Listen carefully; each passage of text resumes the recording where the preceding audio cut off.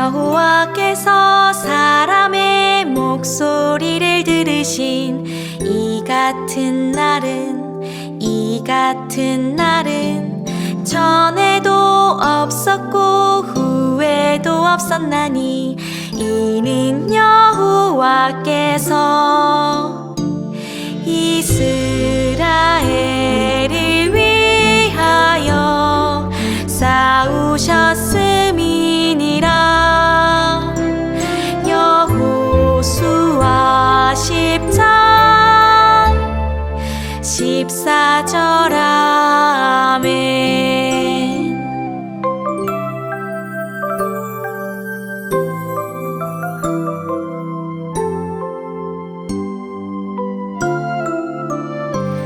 여호와께서 사람의 목소리를 들으신 이 같은 날은 전에도 없었고 후에도 없었나니 이는 여호와께서 이스라엘을 위하여 싸우셨음이니라. 여호수아 10장 14절. 아멘.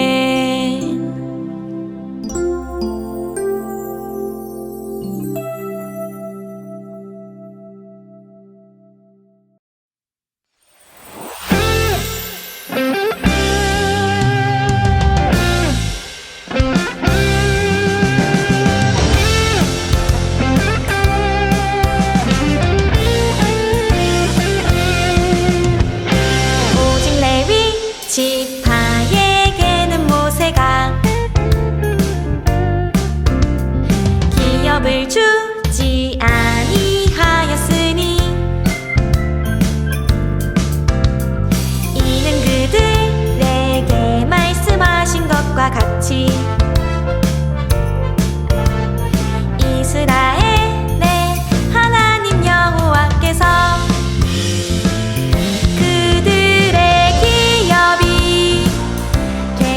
였더라. 여호수아 13장 33절. 아멘.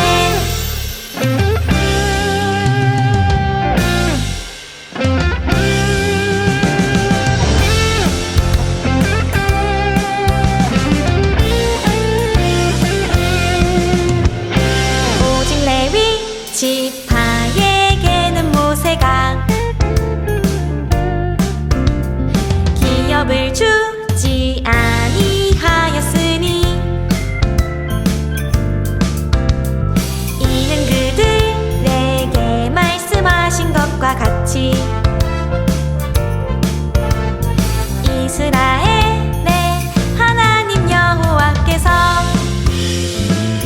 그들의 기업이 되심이었더라. 여호수아 13장 33절. 아멘.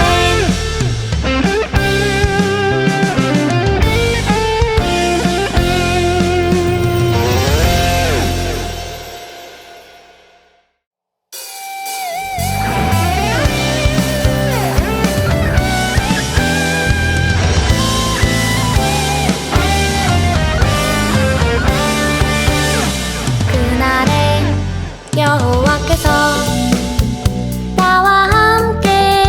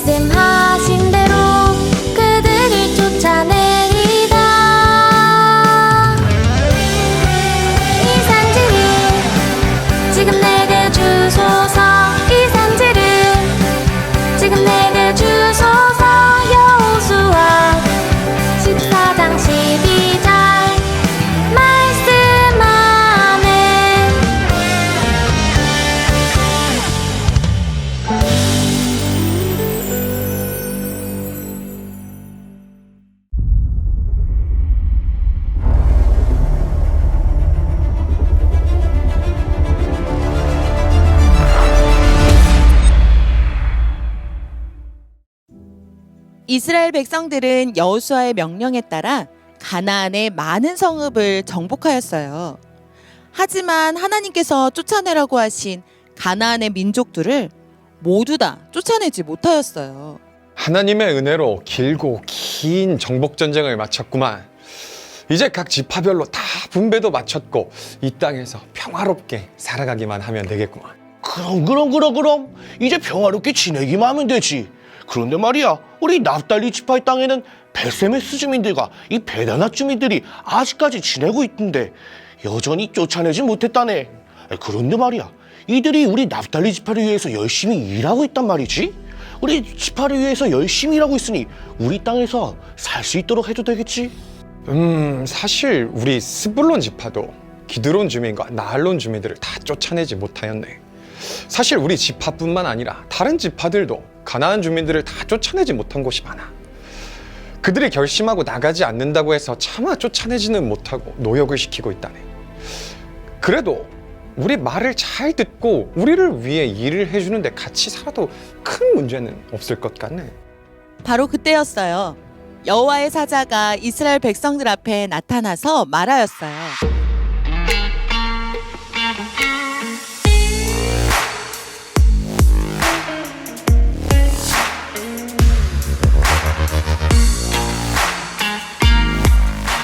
나는 여호와의 사자니라. 여호와께서는 너희를 애굽에서 이끌어내어 조상에게 약속했던 땅으로 데리고 왔다. 그러나 너희는 이 땅에 살고 있는 사람들과 언약을 맺지 말고 그들의 제단을 무너뜨리라는 말에 순종하지 않았다. 내가 그들을 너희 앞에서 쫓아내지 않을 것이다. 그들은 너희의 적이 되고 너희를 괴롭힐 것이며 그들의 신은 너희에게 올무가 될 것이다.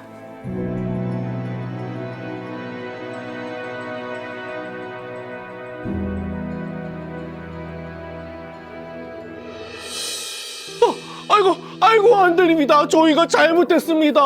이봐, 이럴 게 아니라 우리가 이곳에서 하나님께 희생 제물을 바치고 제사를 드리세. 그래 우리 하나님께 제사를 드려야 할 것 같네. 이제부터 이곳의 이름을 복임이라고 부를 거야. 자자, 빨리 희생 제물과 제사를 준비하세. 이스라엘 백성들은 여호수아가 살아있는 동안 여호와를 섬겼고 여호와의 일하심을 본 이스라엘 장로들이 살아있는 동안에도 여호와를 섬겼어요. 여호수아와 그 시대 사람들이 다 죽은 후에 새로운 세대가 일어났는데 그들은 주님을 알지 못했고 이스라엘 위에 어떤 일을 하셨는지도 알지 못했습니다. 이스라엘 백성들은 가나안 백성들을 모두 다 쫓아내라는 하나님의 말씀에 순종하지 않고 가나안 백성들과 함께 살고 있었어요. 자네 여기 있었구만. 아니, 오늘 이렇게 날씨가 좋은데 여기서 혼자 뭘 하고 있는 겐가? 이런 자네 왔는가? 나야 뭐 특별한 할 일도 없고 이 바람이나 쐬고 있었지. 에휴, 이렇게 날씨가 좋은 날 혼자 있다니. 에휴, 내가 이럴 줄 알고 자네를 위해서 소개시켜줄 사람이 있네. 얼른 들어와. 저 인사하게. 올해 미스 가나안 진에 뽑힌 내 여동생이라네. 안녕하세요. 점이 똑같지? 인사해. 그리고 여기는 내가 늘 말했던 이스라엘 유다 지파 최고의 매너남이자 내 친구. 안녕하세요. 그러면 이제 둘이 알아서 좋은 시간 보내게. 나는 먼저 가보겠네. 오빠한테 이야기 많이 들었어요. 유다 지파 최고의 매너남이자 젠틀맨이시라고요.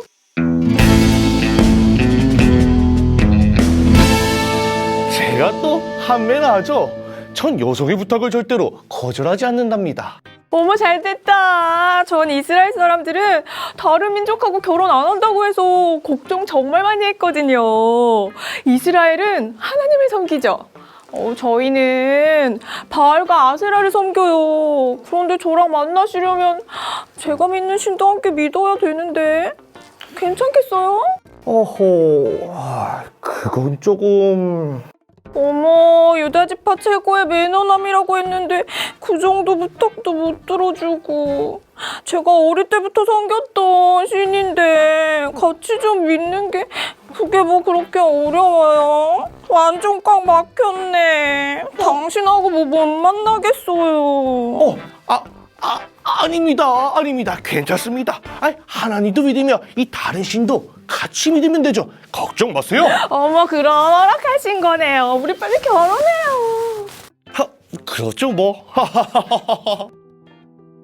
이스라엘 백성들이 하나님을 버리고 바알과 아세라를 섬기자 하나님께서는 분노하셨어요.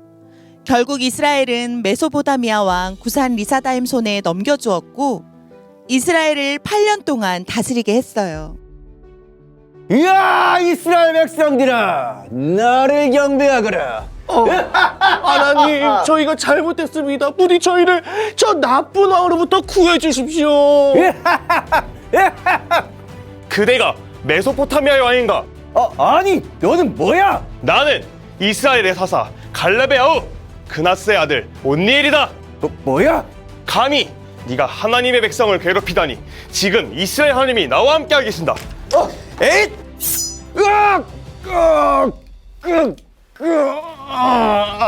하나님께서는 이스라엘의 기도를 들어주셨어요. 온니엘이 살아있던 40년 동안 이스라엘에는 평화가 찾아왔어요.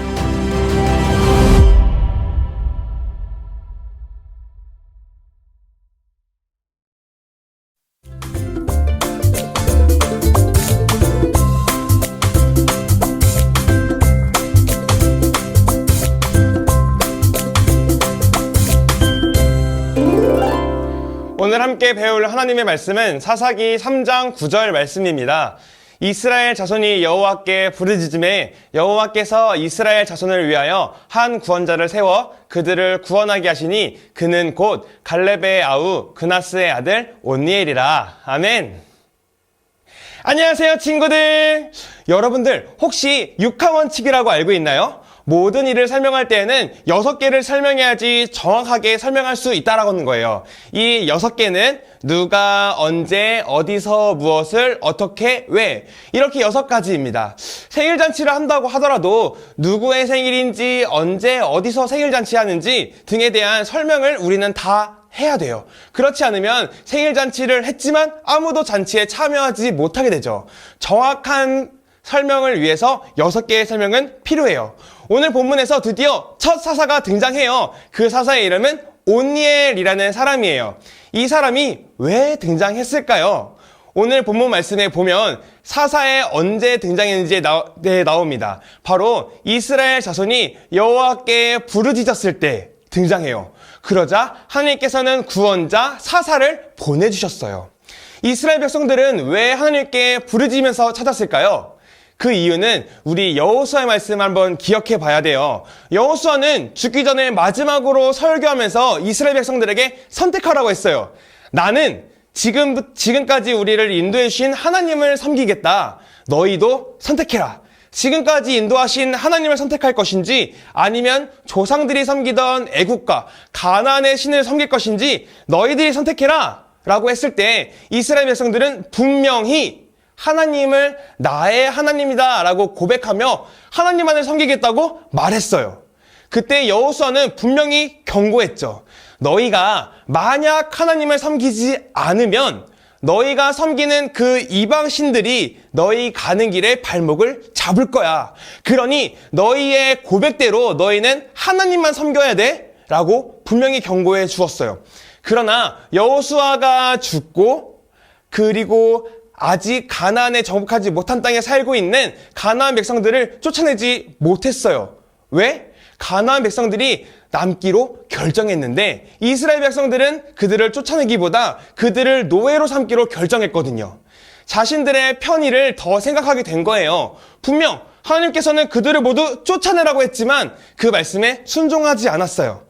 그리고 시간이 흘러 여호수아가 죽고 또 여호수아를 따르던 많은 어른들이 죽고 난 후에 하나님께서 이스라엘 백성들에게 행하신 일들을 알지 못하는 사람들이 이스라엘의 지도자가 되었을 때 그들은 하나님을 버리게 되었어요.